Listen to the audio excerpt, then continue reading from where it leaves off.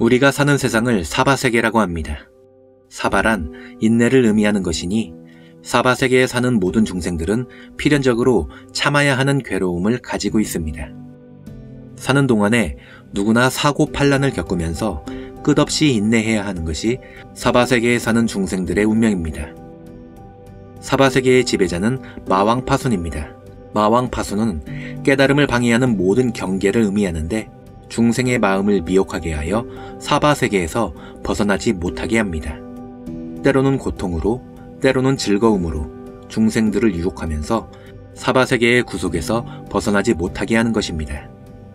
하지만 부처님은 마왕파순의 모든 유혹을 뿌리치고 깨달음을 증득하여 사바세계를 벗어나 대자유를 성취하셨습니다. 마왕의 유혹은 크게 괴로운 유혹과 즐거운 유혹이 있으니 이것을 역경과 순경이라고 합니다. 역경은 인생의 고난과 시련입니다. 마왕은 고난과 시련을 중생들에게 주면서 정신을 못 차리게 만들어서 사바세계를 빠져나갈 엄두를 내지 못하게 합니다.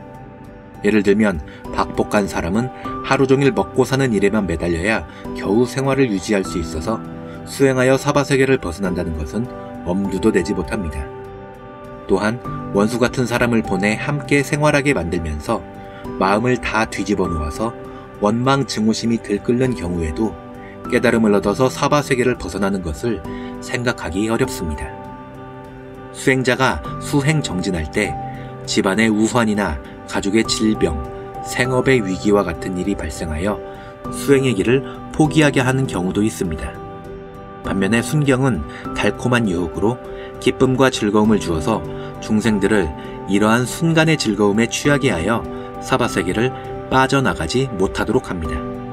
예를 들면 전생에 지은 복덕이 너무 많은 사람은 세상살이의 괴로움이 전혀 없고 즐거움이 너무 커서 그 즐거움에 취하여 사바세계를 벗어나겠다는 마음을 내지 않습니다. 수행자에게는 아름다운 이성의 유혹이나 편안한 가정, 사업의 번창, 많은 사람들로부터 받는 존경과 추앙이 초심을 잃게 하고 교만하고 나태하게 하여 사바세계의 즐거움에 빠져들게 하는 것입니다. 그런데 순경과 역경을 겪으면서 거기에 빠져들면 마왕의 유혹은 단지 삶의 고통을 주는 장애일 뿐이지만 거기에 빠지지 않고 자기를 성장시키는 기회로 활용하면 마왕의 유혹은 깨달음의 길을 가는데 도움을 주는 보살님들의 가피와 같습니다. 사바세계는 금과 잡석을 가려내는 용광로입니다. 용광로에서 모든 잡석을 제거하면 순수한 금을 얻을 수 있듯이 마왕의 유혹에 넘어가지 않고 오히려 그 유혹을 수행의 방편으로 삼아서 내 마음의 잡석을 제거하면 오히려 나를 성장시키는 기회가 됩니다. 즉, 마왕의 유혹에 흔들리는 자신을 바라보면서 그 원인이 되는 마음을 찾아서 비우고 버리면 언젠가는 순금과 같이 귀한 깨달음을 얻게 됩니다. 광석의 입장에서는 용광로가 시련과 장애일 수 있지만 이러한 재련 과정을 통하여 얻은 황금은 너무나 값진 보물이며 용광로는 값진 보물을 얻을 수 있게 해준 매우 고마운 존재입니다. 마찬가지로 중생의 입장에서는 사바세계가 너무나 고통스러운 장애와 시련이고 마왕은 너무나 악하고 원망스러운 존재일 수 있습니다.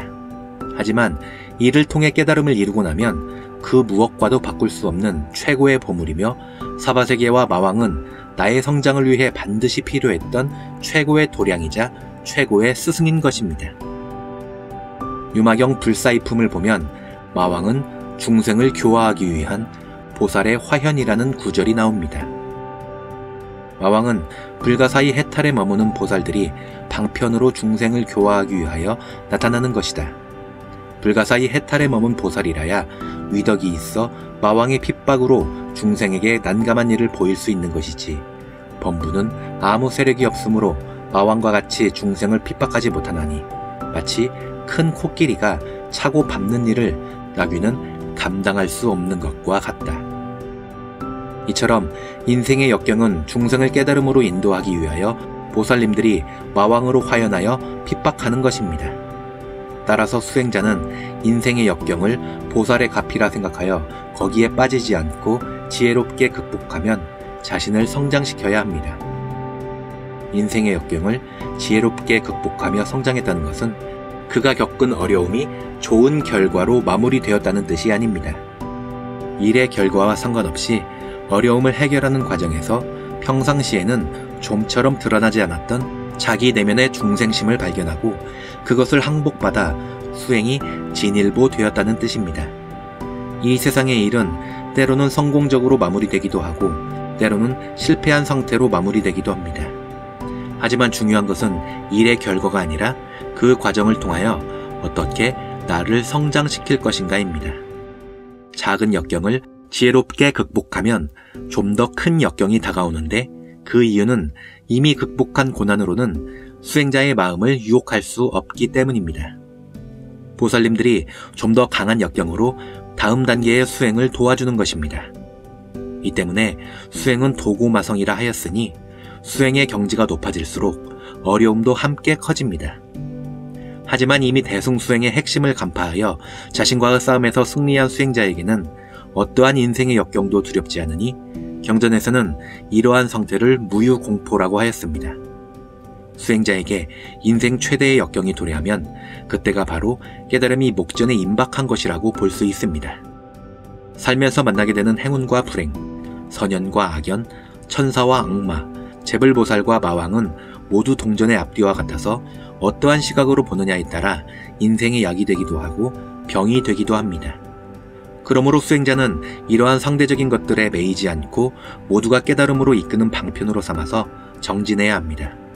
그리하면 역경은 더 이상 장애가 아니라 사바세계를 반드시 벗어나야만 하는 이유를 가르쳐줘서 수행의 의지를 더욱 굳게 하는 계기가 되며 순경은 더 이상 사바세계의 즐거움에 빠져들게 하는 유혹이 아니라 나의 수행을 되돌아볼 수 있는 계기가 되면서 동시에 업보를 소멸하고 공덕을 쌓을 수 있는 기회가 됩니다. 이것이 바로 위기를 기회로 승화시키는 진정한 대승수행인 생활 속의 수행입니다.